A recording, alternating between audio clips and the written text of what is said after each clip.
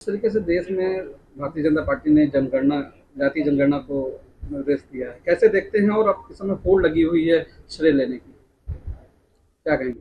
ऐसा है, जातीय जनगणना देश के लिए बहुत जरूरी थी और ख़ास तौर से वो लोग जो देश में वंचित हैं, गरीब हैं, जिनको आज़ादी के 75 साल से ज़्यादा हो गया।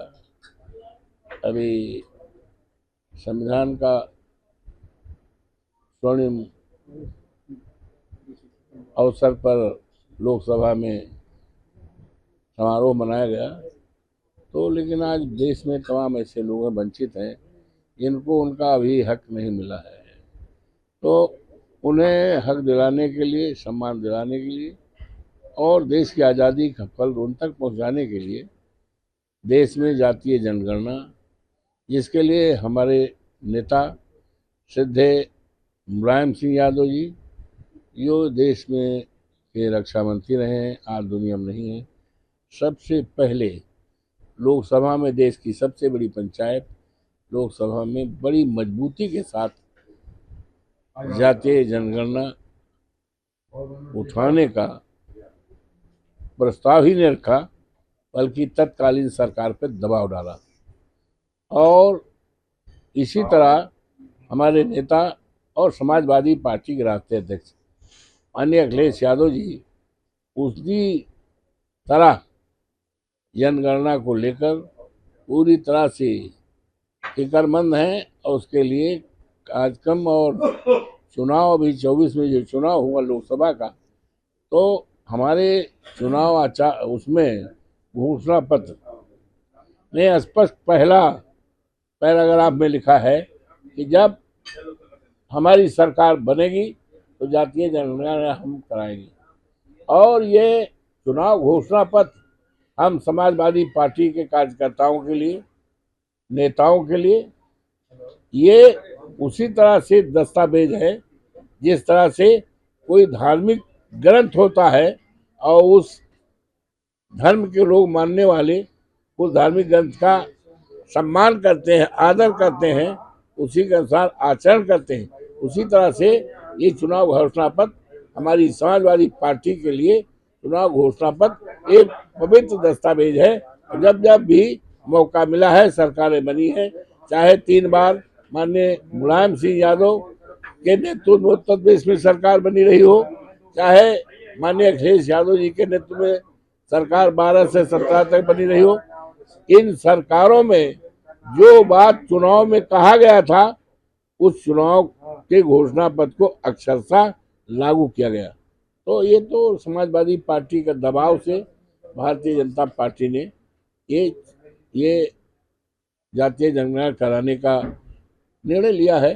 लेकिन देखना है इस निर्णय का व्यवहारिक स्वरूप कब आता है, प्रैक्टिकल शेप क्या होता है, क्योंकि तमाम ऐसे कैबिनेट के इनके फैसले हैं, जैसे महिलाओं का आरक्षण आज तक नहीं लागू हुआ। तो जातीय जनगणना के लिए समाजवादी पार्टी पूरी तरह से संकल्पित है, संकल्प किया है, हर हालत में लागू कराएगी।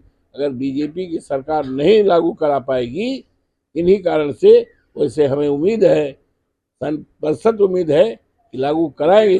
अगर लागू कराने में चूक कर गए, विलम्ब कर गए, तो हमारी सरकार आएगी, इंडिया गठबंधन की सरकार आएगी, इंडिया गठबंधन की सरकार आएगी और 27 में हमारी प्रदेश की सरकार आएगी।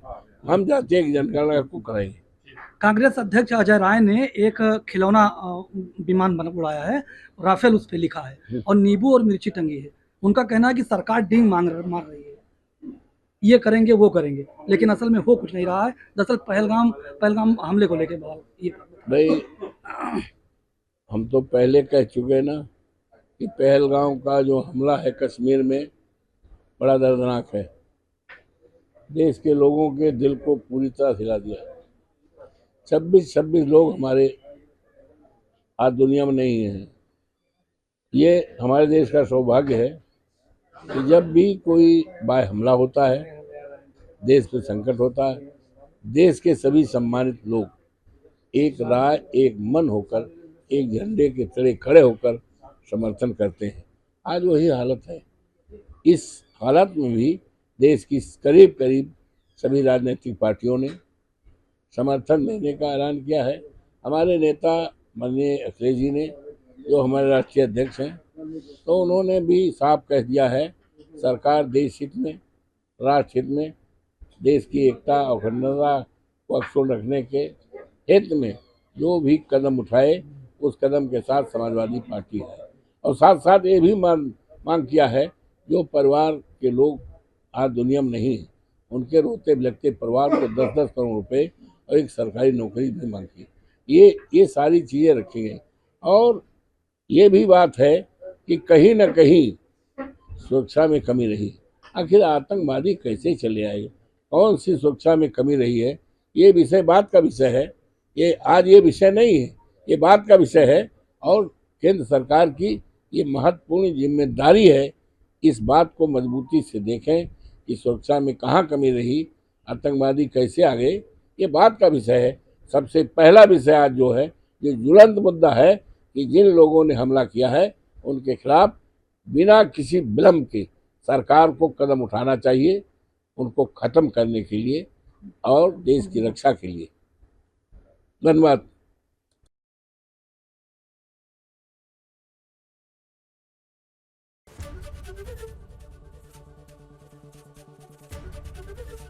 एबीपी गंगा, खबर आपकी, जुबान आपकी।